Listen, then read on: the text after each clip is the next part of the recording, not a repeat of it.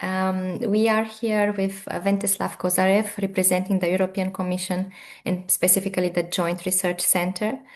We are delighted that he could join us, and I will introduce him briefly. He is a policy analyst at the European Commission's Joint Research Center and is part of the core team of the Commission's Competence Center on Participatory and Deliberative Democracy. He has been leading the Competence Center's work on a comprehensive framework for evaluating of participatory policymaking processes, and is also co-author of an upcoming study on the impacts of citizen engagement on policy, institutions, and society. He also develops content for the Competence Center's training curriculum on citizen engagement in policymaking, reaching out to more than 300 policymakers and professionals in the EU and beyond. Ventseslav has been engaged in strategic collaboration with member states' authorities, focusing on enabling competencies and capacities in participatory and deliberative democracy, supporting the Commission's efforts towards building resilient participation ecosystems at scale.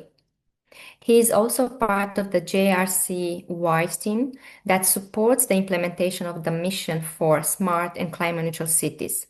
As part of that, he leads a small group of experts who review the citizen engagement provisions in the participating cities' climate neutrality action plans, particularly with a view on how citizens are being involved in shaping policy change towards climate neutrality. Ventseslav holds master's degrees in political science and public policy and management, and has specialized in technology assessment. Welcome, Ventseslav, and we are really happy to have you here with us. So, thank you very much. And I'm sorry, I just lost the screen. I will share my screen now. Perfect. Thank you so much. Can you please confirm that you see the title slide and no other things? Maybe I should move this. Yes, it's full screen and it's no other thing. Yeah. No other things. Yeah. Okay. So thank you very much, Laura, for the presentation. And of course, thank you to the consortium for the invitation. I have this theme very close to my heart and also to my daily work, because what I'm about to present actually is all about both of the streams of your symposium today, because our work on this has rested on the conviction that citizen engagement is a cornerstone in city governance. And this is exactly what we learned through our work with the mission on smart and climate neutral cities over the past 2 years. That's I think that's as long, if not longer, that I've been involved on this. So today I will talk about citizen participation in designing and probably a bit more in implementation of the European Mission on Climate Neutral Cities. I'm trying to change the slides. Yes. Just to give you a short overview of what I'm going to talk about today, I will explain a bit about what is the context of this work. I will touch upon why it is important to engage citizens and how. I will explain our findings about 7 framings of participation and where they come from. How we got to these 4 conditions for strategic participation. And then you will see that I will talk a little bit about a participatory deficit, but also more importantly about moving away from the participatory deficit into a participatory dividend. And then I will conclude, and I hope that we will engage in some follow-up discussion. Okay, so let me give you a bit of a context. The mission on climate neutral cities, like all other missions, is designed to tackle particular societal pressing and difficult problem. And every mission relies on the collaboration among actors, among sectors, and in this collaboration, citizens are key. In our case, we have 112 cities that got admitted to this. They had to undergo a very rigorous selection procedure.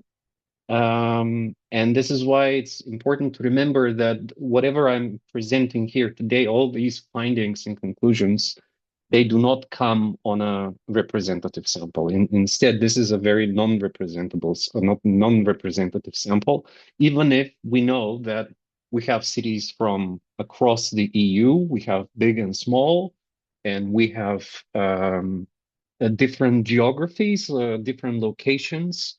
And also we have a few cities from outside the EU.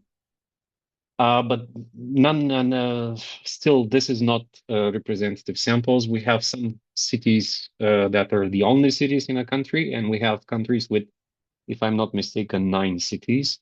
And we are currently actually doing another round of analyses that is not ready yet, so I'm not going to present much. But one of the early findings from there suggests that despite for example, that location, the country, how rich a city is, so what is the GDP for the city? These are all factors that have no impact on the scope and ambition of the city's participatory agenda. But this will come maybe for another symposium when we have much more insight into this. Now, how did I end up in this work? This is another part of this context. I am part of the team that's behind the Competence Center on Participatory and Deliberative Democracy, and this is a unique structure within the European Commission that is hosted by the Joint Research Center, and we are actually located in a small town in Italy called Ispra.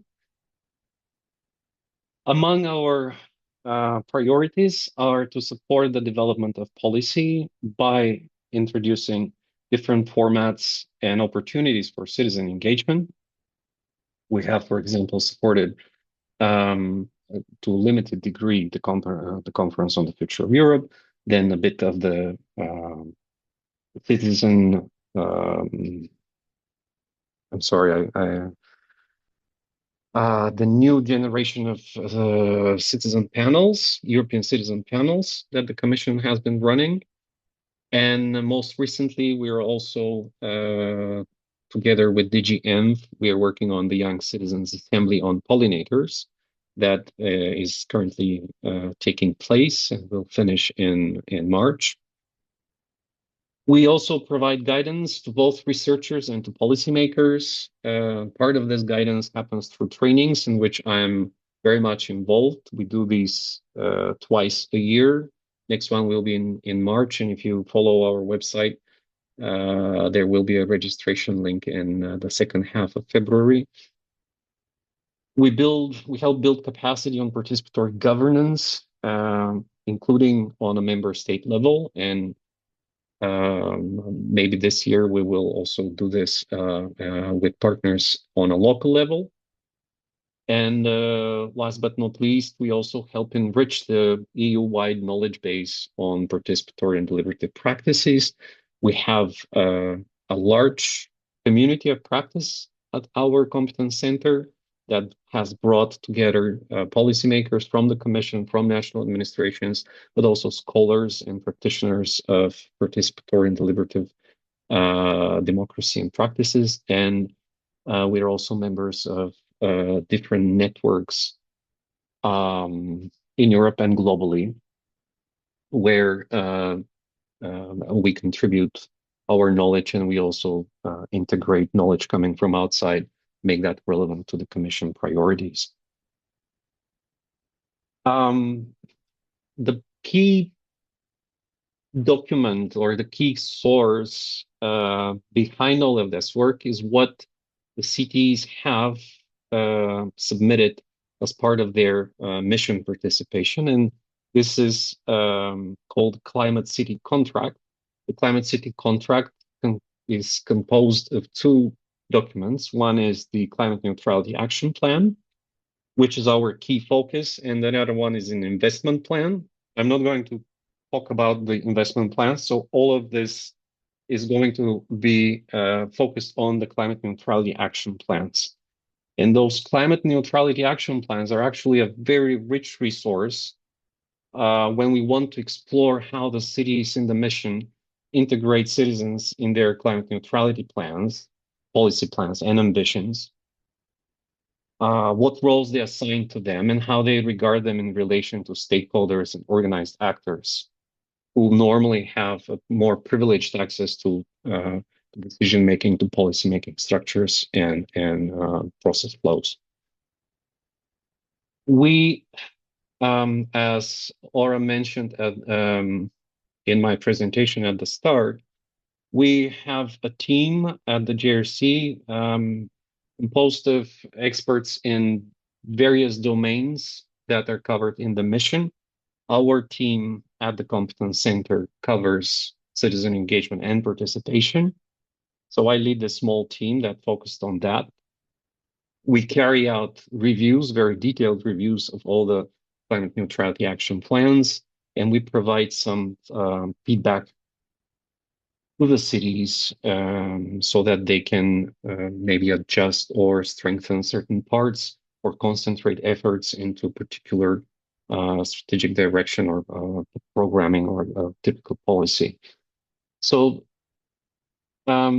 it's important to remember that those plans, however, are just plans. They are statements of intent. So we do not have evidence from empirical process. So there is not implementation yet that we have monitored and have made some conclusions about. This is only about the plans. And in this, we focused on the different actions that are part of those plans. Some of the other domains that include energy, buildings, waste management, transport, and then there are a few non-sector specific like governance, social innovation, and of course, citizen engagement. And our work here focused only on the citizen engagement part.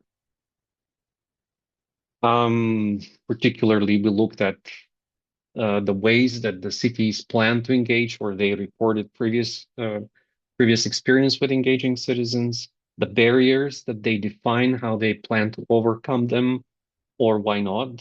And of course, we tried to see if those plans define the ways in which the activities, the citizen engagement activities, connect to climate neutrality ambition and goals. So one of the key questions, of course, is why and how to engage citizens. Here are some important drivers that I wanted to share, particularly because they are very much present within the mission context and are very relevant to the cities.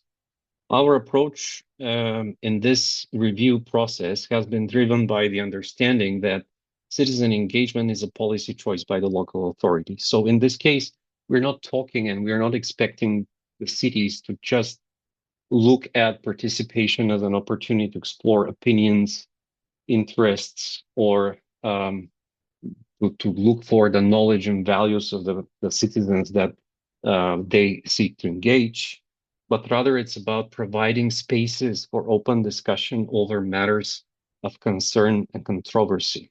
And this is part of the mandate that these cities have received by of the actual mission. We're also looking at how the cities define the institutions, their administration's role and responsibility towards adopting a governance style where participation represents an actual mechanism. And this is a mechanism that aims to bring the knowledge of the citizens, the expectations and values into the planning processes, into the decision-making, into the policy-making processes. So we see different ambitions across those plans with regards to how they plan to conduct a participatory process and at what stage of the city policy cycle. Now, some have warned about a mounting urgency to narrow the gap. Well, they first warned about the gap, that there exists a gap between citizens on the one hand, and then pretty much everyone else who is institutionally represented, like policymakers or experts and other stakeholders, who are all well connected to the policy processes, to um, institutional pathways and everyday operations.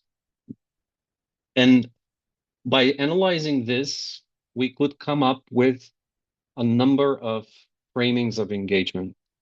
So it's when I say framings, this is not about justification, not so much about why a city wants to do or has to do engagement in this case. It's more about the substance behind the proposed approaches and proposed models, the actual processes that cities plan to organize with the intention, and that's a very important assumption, with the intention to enable the citizens' agency towards their climate neutrality ambition.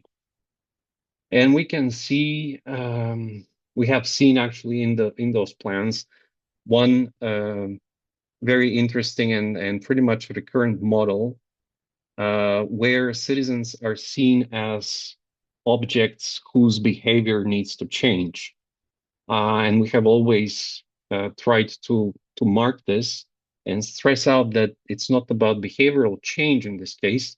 It's more about enabling agency, enabling the citizens to have an active say in what the city is doing and planning to do in terms of climate neutrality. And I will say a few more words a bit later.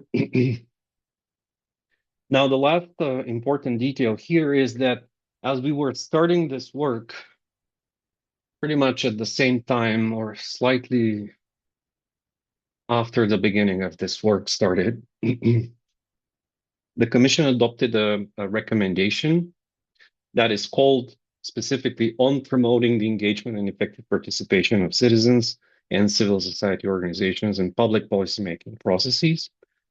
And they talk in this recommendation about encouraging cities and local administrations and national administrations to define their own frameworks for participation. So in this case, this is very timely because it creates opportunities for the administrations to think about effective, inclusive, and regular participation in policymaking, where both citizens and civil society organizations can contribute at all levels of governance on a member state level. So this for cities, particularly the ones that participate in the implementation of this mission, has been quite relevant. Okay, so let me tell you a little bit about those citizen engagement framings. When I speak about framings, I refer to the underlying narratives that are used in the climate neutrality action plans.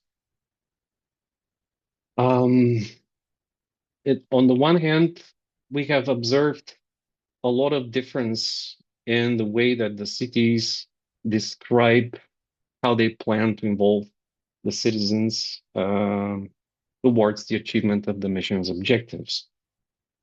On another hand, we also saw that different cities tend to position the citizen participation differently within the broader context of attaining climate neutrality. So they ascribe different roles to the citizens, but they also think of the different processes, different methods in terms of different objectives and different end results. And then we also observed quite a bit of diversity of the conceptualizations that were used. of how and why the cities rely on the involvement of their citizens. So we could, by looking at these differences, we could distinguish the different framings. And I'm going to present you the seven. There are actually seven framings that we could identify based on the analysis of the plans. So these are not things that the cities themselves defined as such, but by analyzing the narratives behind the plans, we could come up with this type of typology. The first and perhaps the most common framing, and that's not surprising, is the method. So plans talk about participation in terms of method, and it's mentioned. So the method mentioned takes one of two forms. Sometimes it's a bit more abstract, and plans talk about participation as a method in itself. So it's a method for decision making on urban transformation, whose aim is to ensure the representation of citizens, groups, and stakeholders all together. So there is no distinction between the citizen and stakeholders in that type of framing, and participation is seen as an abstract method in itself. Second type of method framing is when specific participatory activities are being mentioned explicitly. Very often we see citizen assemblies, called climate assemblies most often, or participatory budgeting or some variation thereof. We see some procedural implementation details, some characteristics of these of how the method happens, takes place. Pretty much this was the method framing. Some of the plans discuss specific participatory exercises, like they have clearly defined details about the method implementation. They highlight what that chosen method would enable, what kind of procedural details there will be included. For example, is it more in terms of deliberation? Is it more about argumentative dialogue? Is it more about co-creation? And by the way, co-creation is very rarely mentioned across the plans that we have analyzed, even though we could identify a number of occasions in which we could directly recommend to the city to rethink their ambition or their provisions in terms of citizen engagement, and to be more inclusive in more co-creative approaches towards specific projects, programs, or the overall climate neutrality policy.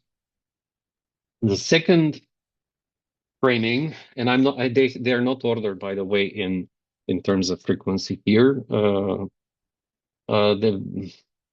I don't know how actually why they're ordered like this. I don't think it was based on frequency, but the second framing is process and is found in about a third of the plans.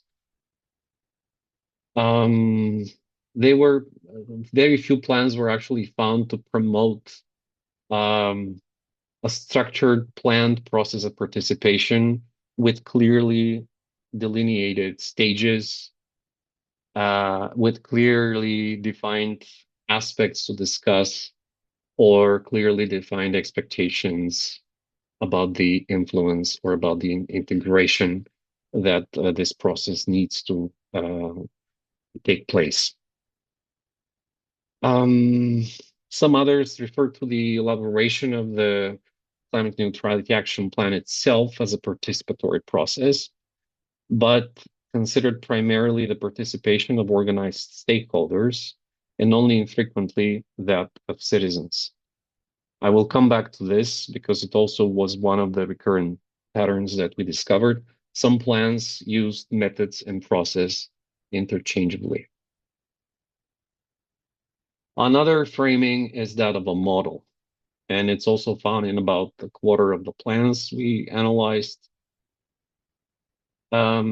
This was found either through direct mentions of a participatory model or less direct participation within a governance model. So participation was part of a governance model.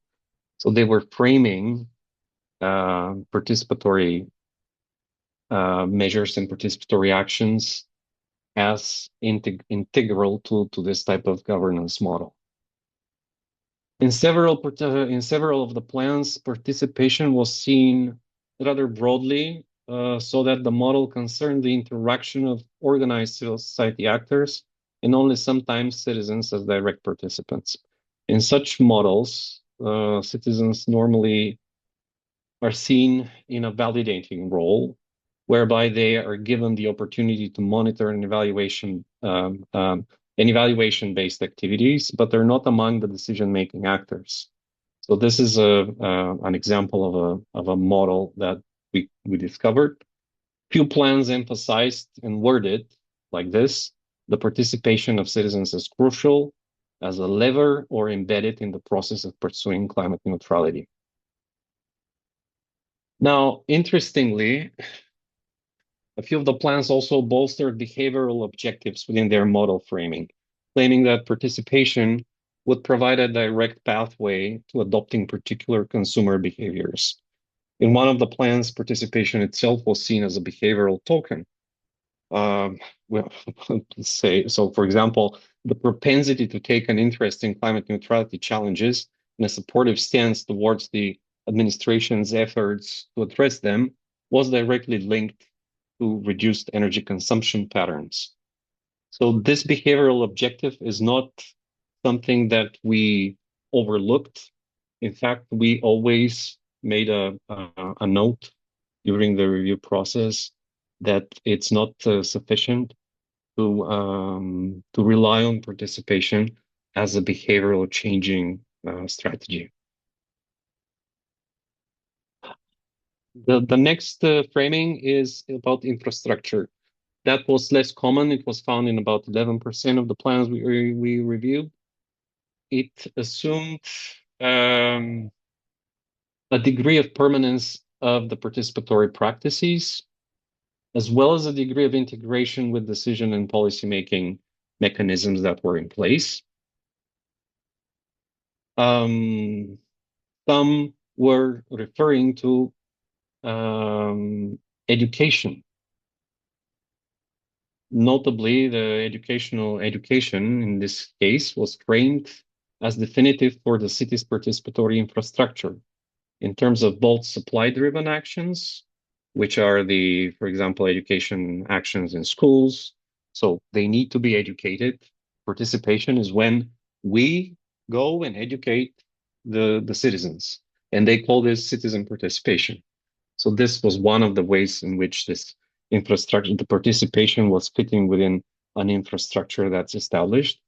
And also demand-driven ones that were focused on helping citizens with energy issues and questions as a service. So we also saw that being defined as participatory action.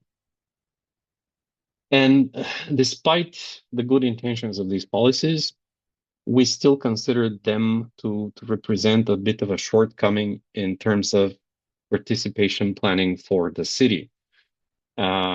This is not to say that they are not a valid type of action, not at all. But if that's everything that the city calls participation, we recommended that they rethink this and actually involve citizens in something more direct rather than just being objects for education. So this type of deficit model, we always highlighted that needs to be overcome. Two of the plans had specific proposals for new infrastructural developments. claiming that those developments will enable greater involvement of citizens in decision making. In both of those plans, the importance of sustained citizen engagement was reiterated independently from organizational actors, emphasizing, in fact, the viability of participation within the overall city governance system. But this was very rare, very rare find. And in one case, I think in only one case, yes, we encountered a reference to forums and participatory platforms as spaces for community feedback and the voices of citizens. So this infrastructure framing had several different, not necessarily complementing realizations in those plans. Project was fairly more common. This was about when the plans talked about participation as a project, or they were talking about a project which had participatory activities integrated in it. It's often also the project framing typical for the project framing was to talk about participation as an add-on activity to an already existing project. So, for example, in an environmental project run by the administration or EU-funded project where the administration was part of the consortium, and then participation comes as part of that and is well aligned with the project objectives itself. So it's an interesting framing, we thought, because participation became a project, but also existed within the lifetime of the project only, and was not, in this sense, it was not long term. It was not something that the city saw as something sustainable. Another framing, another form of this framing was when the proposed participatory activities are themselves framed as a project. It's a standalone project or a part of a program. For example, such projects tend to address concrete challenges. For example, shrinking civic space, and they're assigned specific objectives which participation should help attain, or target specific subgroups of the population as participants. But the dominant narrative here is that this is done as a project. So we set up a project to attract a certain vulnerable population, for example, and participation is not seen beyond that. There has also been a certain degree of experimentation in this project framing. For example, in one of the plans, there was an ambition about testing alternative democratic solutions. I will not delve into detail whether or not the project framing is a strength or not so much, but there have been some warnings against the risk that project framings do not have the potential to advance the legitimacy and the efficacy of public action and authority. And they often actually happen at the expense of broader social justice. This has been in the literature that we analyzed. So there is definitely some space for cities to think in terms of either broadening this or using the project narrative, project framing for very specific purposes around structuring their participatory strategies. And speaking of strategies, it was one of the framings. It was in about 17% of the plans. It refers to participation in relation to government enacted strategy, where participation is an element directly to, it could be either participation strategy or in a more elaborate vision about how participation will lead to a desired outcome. So we had this in some of the plans. They had this type of more strategic orientation. And those desired outcomes tend to converge around several common ones across all the plans we analyzed. Such outcomes included, for example, empowered citizens who, and I will quote here, I think, one of the plans, becoming catalysts of significant changes or be more present in local decision-making processes. Another type of outcome, better public awareness, acceptance of, and support for climate issues and solutions. And then another one was inclusive and accessible transition to climate neutrality. So these are framed more like outcomes typical for some strategic level policy objectives. And last one, it was probably the least common, was the campaign framing. Less than 5% of the plan, so basically 3 or 4. That refers to participation in terms of campaign or event. One of the plans talked about creation of events for public participation as a major mechanism that the administration employs, and saying further that this ensures transparency and accountability, which motivated this type of approach. Another plan viewed campaigns and events as tools for spreading information and building awareness, or to promote desired changes in behaviors and in values relevant to climate issues. So this is an interesting framing for sure. It offered a rather unique view of citizens' empowerment, one that is based on their informed actions as tangible contributions to climate neutrality, and was pushing for broader adoption of more sustainable behaviors and practices. So this was the behavioral aspect was perhaps one of the most defining characteristics of this type of framing that we saw. Now, one of the things besides the behavioral framing here is about our citizens stakeholders. And this is actually a good question that I'd be curious to hear if those of you today, what you think about this.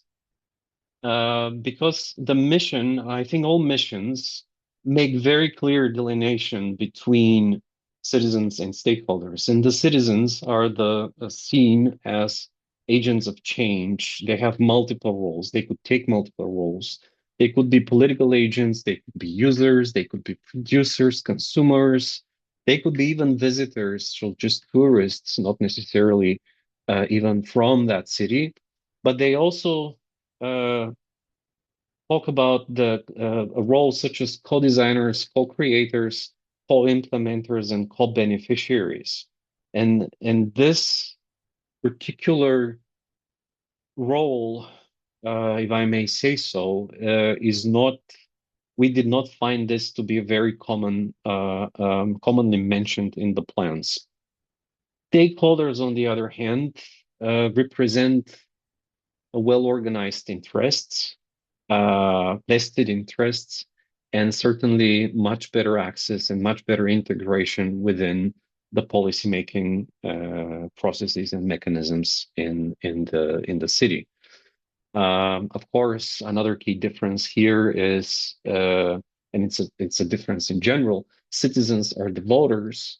The stakeholders are typically organizations, which is why we were looking in the review process. We were looking specifically at how cities define the roles of stakeholders, because we know that participatory processes often happen not only with the involvement of citizens, but they have some stakeholders either directly present or indirectly interested in how the process will evolve and what it will deliver. So it's very important for us while doing these reviews, also with respect to how the mission defines the role of the citizens, to make the clear distinction or to support the city to make a clear distinction between the different roles that are played by citizens on the one hand and on stakeholders. And I'm talking about non-institutional stakeholders, so not non-government stakeholders in this case. In fact, I think in in some of the plans, actually, this is something very interesting that we saw when plans talk about citizens as stakeholders, they treat the citizens as some sort of imaginary collective stakeholder. However, they do not define clearly what the stakes are. So citizens become an abstract stakeholder that is put on the same equal footing with other stakeholders. But whereas administrations do know what are the channels to reach out to those stakeholders, and they have established more or less communication mechanisms, and not only communication, but also influence paths with stakeholders. With the citizens, it's not so easy because citizens are not just a single entity. So we all would always try to highlight that.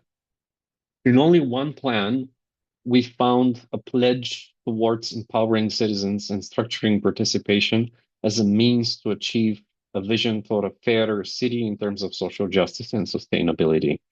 So this was quite an interesting read as well, this plan. But the overall impression is that cities overwhelmingly do not clearly delineate between citizens and stakeholders, and these are very, very different roles.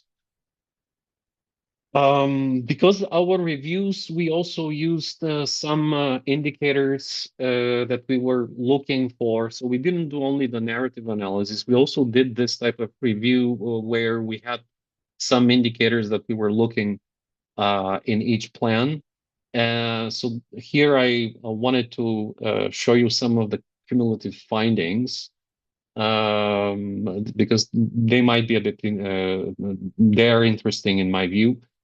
In the plans, 51%, so a little more than a half of the cities declared to have had prior experience with citizen engagement, suggesting that they already had some, at least minimal capacity to organize, to implement such participatory processes. Another, however, finding was that the way in which those plans would frame citizen engagement in relation to climate neutrality governance was rather weak. So there was no clear definition or elaboration of how the participatory processes or projects or any kind of activities that they have been proposing then contribute to governance, how they integrate into governance that is focused on climate neutrality. So almost half of the plans did not elaborate this very clearly. Some were quite open about the presence of barriers and challenges to citizen engagement. And I'm not saying that they mentioned we have barriers or difficulties, but they would say things like, it's very difficult to include a particular vulnerable group, or there is a lot of participation fatigue among the population, because every time we want to understand something, we do surveys and we reach out to the same citizens. And in this case, I'm deliberately highlighting this experience because surveying citizens is not participation. It's a completely different purpose. It's completely different modality of interchange with citizens, which is not participation. But again, we look at this and we mark this as a barrier, or rather a challenge to citizen engagement that is experienced by the city. In 38% of the plans, we still saw the clear and detailed stakeholder involvement and roles. So this is about a bit more than a third. And when we're talking about clear and detailed stakeholder involvement and roles, I'm referring to specific mentions of who those stakeholders are, why they're part of the wider participation process, or how they are integrated in those activities, or what they get out, why they're there.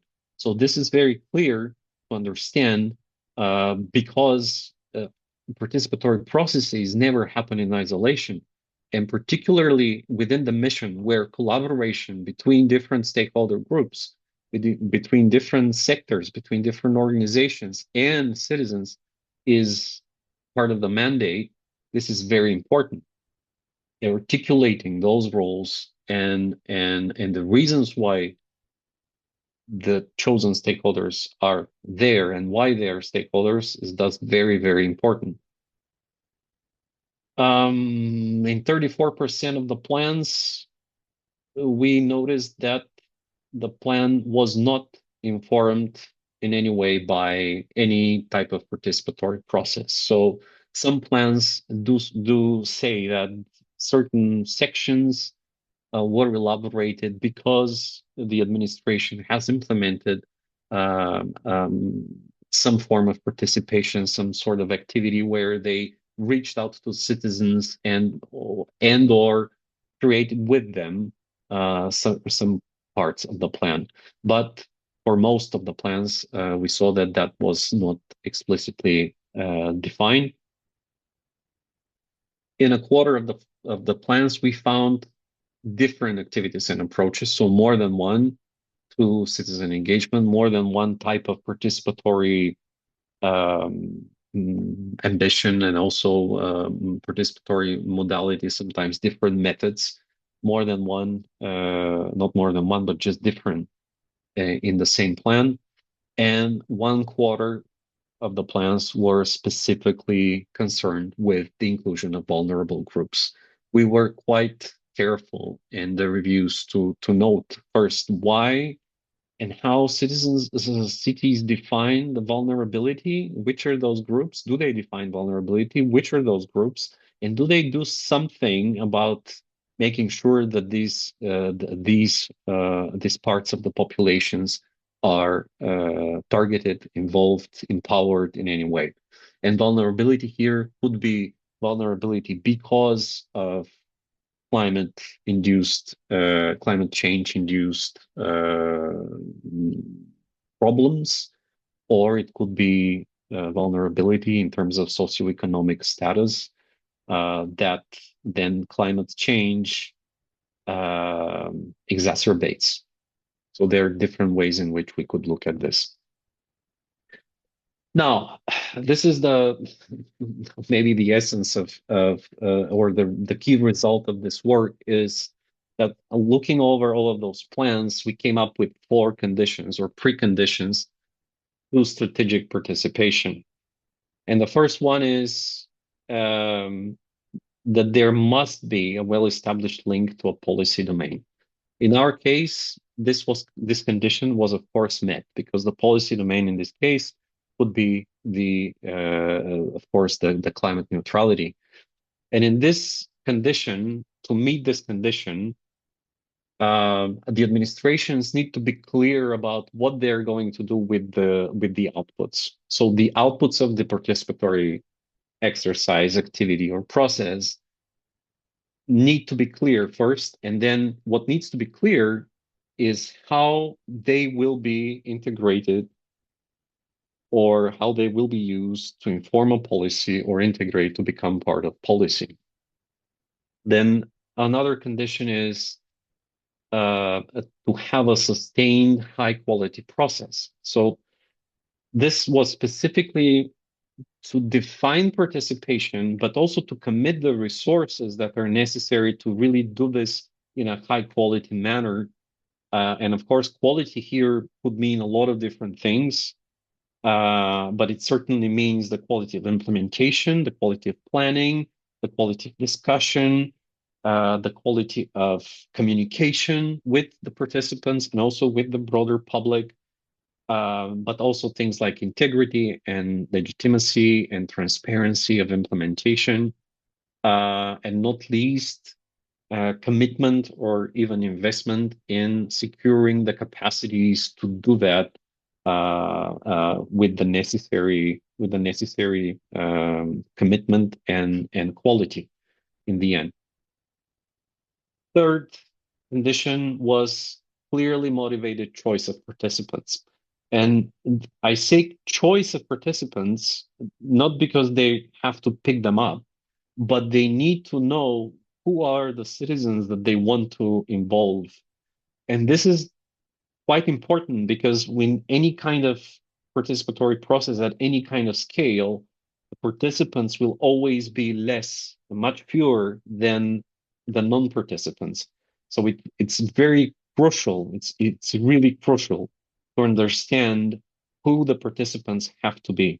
And there are different methods and approaches here. Of course, if we want to be maybe more to reach out kind of a representative sample of the population. There is a randomized stratified sampling and then different variations of randomized approaches to guarantee that the participants, the group of participants that will be assembled, will be broadly representative of a certain population. And this needs to be defined. This needs to be elaborated in order for this to be considered a strategic approach to participation. If it's just random people or if it's self-selection, that's still, of course, legitimate, but it needs to be explained. And then the next thing that needs to be explained is who remains excluded from this. If it's self-selection, they need to be clear, the organizers, the administrations, they need to be clear who has the lowest probability to enter, to self-select themselves to become participants. And they need to be clear with what the impact of this self-exclusion or non-selection would be. And last, fourth condition, there should be clarity and agreement from the start on what happens to the outputs, what happens at the end of this process, how the participants will be informed, and this needs to be clear. So the institution, when it's organizing a participatory process, it shouldn't make the impression that they're organizing this because the only reason is to just organize it. They need to be clear about how they're going to plan it, what they will do with the outputs, how these outputs will integrate. So this goes back to the policy domain condition. And this needs to be reasoned. This needs to be clearly communicated. And all the participants need to understand why they're there and what their role is. And this leads me to the participation deficit, which basically is a form of democratic deficit. And it's when one of those four conditions is not met. It's a misalignment between citizen capacities and demands on the one hand, and the capacity of the political institutions to aggregate those demands and integrate them into legitimate and effective governance. This is a direct reference, and it's a paraphrasing of what Mark Warren had defined as a democratic deficit. So in this case, we argue that participation deficit occurs when one of those conditions is absent. And an actual example is when authorities consider the citizen participation as a means to get citizens' input or reaction, but at the same time, they do not realize that they need to encourage citizens' empowerment in decision-making. And conclusion, it remains to be seen if lessons learned on and from cities' pioneering involvement in the city's mission might have served as an enabler in stimulating greater adoption of strategic and coordinated citizen participation policymaking. We will see this because we need to see how those plans will be implemented. But we clearly could conclude that strategic participation, when those four conditions are met, is the precondition also to a lasting impact in terms of policy substance. So something happens to the policy, and in terms also of democratic procedure, because the democratic system actually functions as it is supposed to function. One other conclusion is this type of participation deficit, and not necessarily a democratic deficit, but participation deficit tends to be common.